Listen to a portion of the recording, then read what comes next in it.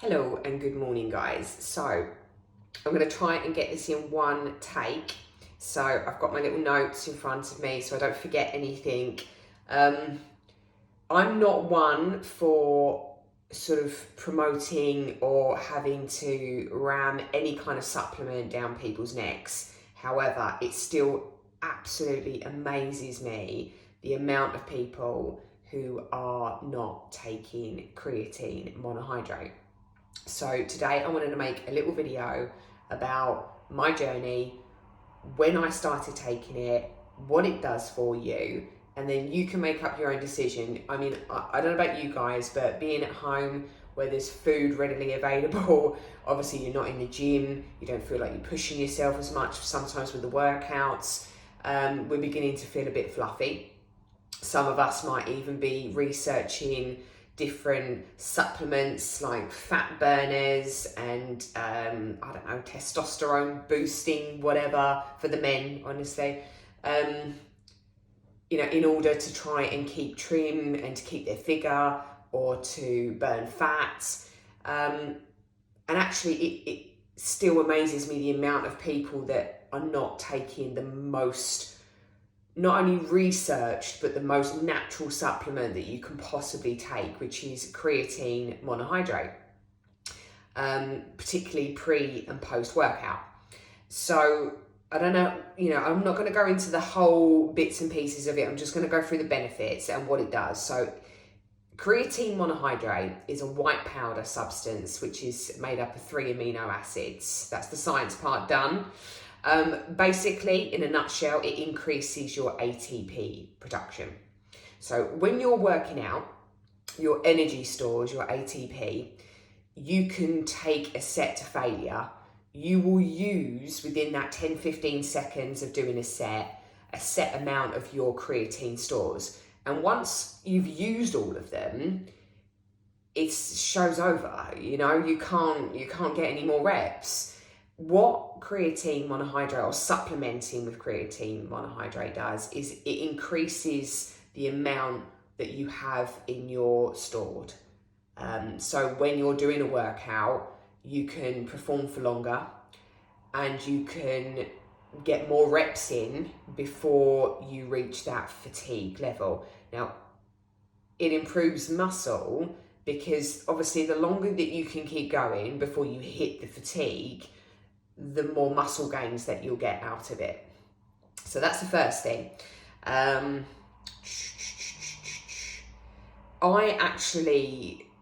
started supplementing in my lifting journey. I started supplementing with creatine only a year ago because I was absolutely shit scared of gaining any weight. And historically, people that respond to creatine, which is the majority of us, they will increase slightly in the first few weeks a bit of weight. Now, this isn't fat. This is what they call water storage. And I'm not joking you, within 3-4 weeks, I just didn't weigh myself. And all I did was keep supplementing with the creatine and pushed forward beyond the water weight. I didn't even consider the water weight. I did lose a lot of fluids. After about a month of taking it, any kind of fluid that I did gain, that I could see around my eyes, maybe in the morning if we're a bit more puffy, it had gone. However, my lean mass had considerably grown. I had gained more muscle, I had gained more strength, my workouts were more productive, I had more power, and most of all, I actually lost quite a bit of fat. There's been studies over the years. I'm not going to, sort of go into all of them. There's a study done, I think, in 2003 by Skidmore University in particular. And they had a group of individuals who trained for 12 weeks, a placebo group, the placebo group that didn't take the creatine, obviously, and the ones that did take the creatine. And they were cutting for a show, like a bikini comp.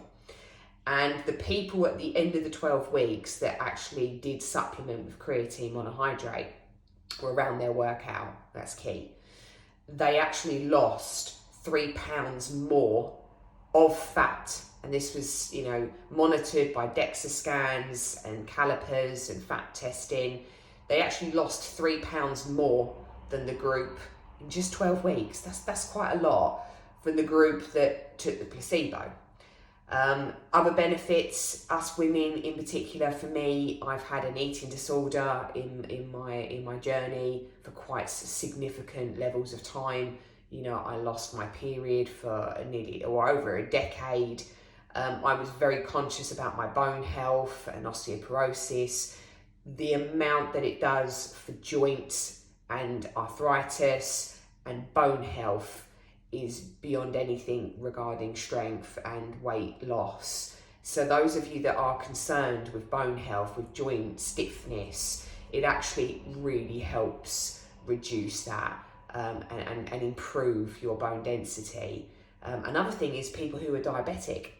So people who are diabetic, type 2 diabetic, there was another study done in 2011 where people that resistance trained, people that took on the 12-week program the placebo against the creatine, the ones that for the 12-week took the creatine, they not only improved their blood glucose levels over the 3 months, but they improved their insulin sensitivity, and they tested this by every meal that they ate. They tested their blood glucose level, and the sharp rise wasn't as sharp.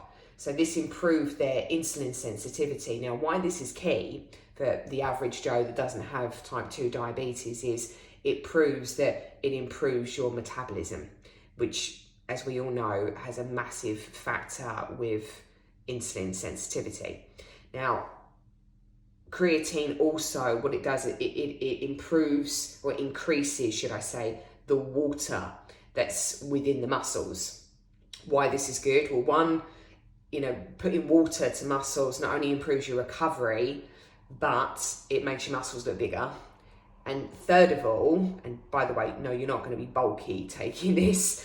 The third and foremost is it actually, because of the water content in the muscles, which hypothesizes to the amount that your body genetically, or your genes, will use that for hypertrophy. So in other words, it will improve your muscle endurance, your strength, your power, and the ability to gain muscle. I have gained more lean muscle tissue in the last year and lost a hell of a lot more fat, got the leanest I've ever been, finally got myself a 6-pack. And I truly believe, not only for the hard work and dedication that I put into my training, but I do consider that this creatine monohydrate, which I've supplemented with, has definitely significantly improved. And it's the most researched supplement out there, guys. I know the water weight gain is a bit of a fear for most women. And the easy way around that is just to be strong enough not to weigh yourself for the first few weeks. Some people don't gain a thing. Others do. I don't know if I did. I did notice a bit more puffiness in my face. But once that had gone, the benefits that I've seen from this after that little water phase have been, they far outweigh any, poxy little water gain. You know, we're all too busy buying fat supplements and whatever, to thinning tablets, shakes that are going to help us drop pounds of weight. When really and truly, I highly recommend this supplement. And no, I'm an ambassador for creatine monohydrate or an affiliate, anything towards it. I'm just going to double check because I've not actually looked at any of my notes. Stronger stimulus for muscle growth, we've already covered that. Makes muscles bigger. Improve joint and arthritis, done. I mean, for me, the fact that it improves my workout, my productivity of the workout, it's more important now than ever, because those of you that are resistance band training, the whole point of doing resistance band training and getting the effects from it is to do more higher reps, which when I'm training in a gym is the complete opposite to what I would normally do. I would normally use barbells, I would normally use really heavy weights, low reps, and quite a number of sets. This training, the resistance band training, you're training to failure. And what creatine monohydrate works best with is those types of exercises where you're going to need more endurance and it's going to take, you know, the fatigue away from your body. So whereas you might be able to get 20 squats, give it a week, you might be able to get 30. And it takes very little time to get into your stores for it to increase. I take it around my workout, which is what I highly recommend.